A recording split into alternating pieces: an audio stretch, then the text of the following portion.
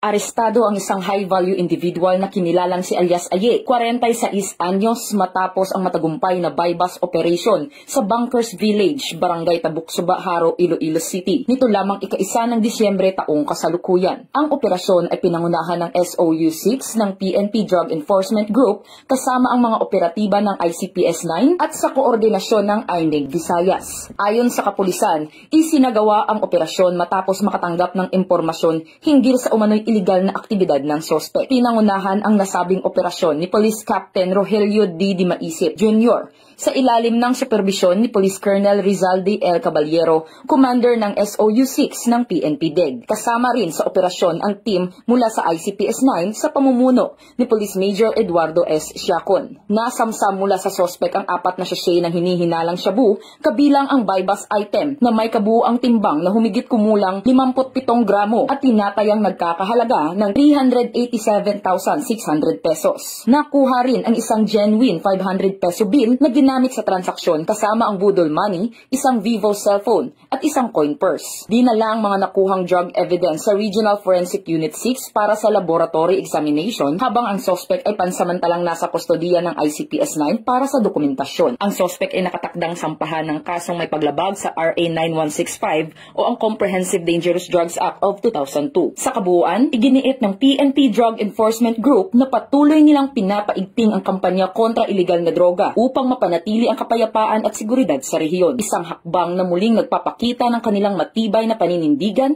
para sa kaligtasan ng publiko. Bagong PNP para sa bagong Pilipinas. Serbisyong mabilis, tapat at nararamdaman. Mula rito sa Western Visayas, ako ang inyong PNN Correspondent Patrolwoman Justin May Halyores. Alagad ng batas, tagataguyod ng balitang pulis.